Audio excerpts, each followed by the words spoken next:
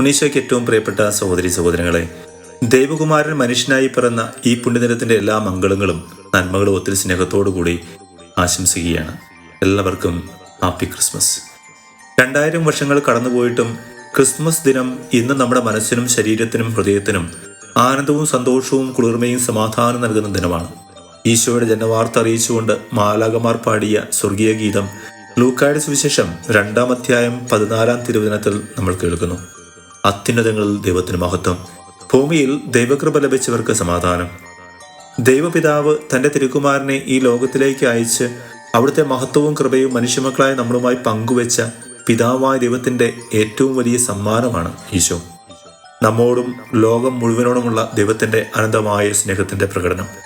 ഹൃദയശുദ്ധിയും നിർമ്മല മനസ്സാക്ഷിയും ഉള്ളവർക്ക് മാത്രമേ രക്ഷകനെ കാണാനും ആരാധിക്കാനും കൃപ ലഭിക്കൂ. അതുകൊണ്ടാണ് മാലാഖമാർ പാവപ്പെട്ട ആട്ടിടയന്മാരെ രക്ഷകന്റെ ജന്മവാർത്തയിൽ സന്തോഷം അറിയിച്ചത്. സമാധാന രാജാവായ ഈശോയുടെ ജന്മദിനത്തിൽ അവിടുത്തെ സമാധാനവും സന്തോഷവും നൽകി നമ്മെ അനുഗ്രഹിക്കണമേ എന്നും നമ്മുടെ കുടുംബങ്ങളിലും സമൂഹങ്ങളിലും യുദ്ധങ്ങൾ നടക്കുന്ന രാജ്യങ്ങളിലും ലോകം മുഴുവനിലും ശാന്തിയും സമാധാനവും പ്രദാനം ചെയ്യണമേ എന്നും നമുക്ക് പ്രാർത്ഥിക്കാം. ഉണ്ണീശോ നമ്മെ എല്ലാവരെയും പ്രത്യേകമായി അനുഗ്രഹിക്കട്ടെ. നമ്മുടെ കർത്താവായ ഈശോ മിശിഹായുടെ കൃപയും പിതാവായ ദൈവത്തിന്റെ സ്നേഹവും പരിശുദ്ധാത്മാവിന്റെ സഹവാസവും നമ്മോടുകൂടി ഉണ്ടായിരിക്കട്ടെ, ഇപ്പോഴും എപ്പോഴും എന്നേക്കും. ആമേൻ.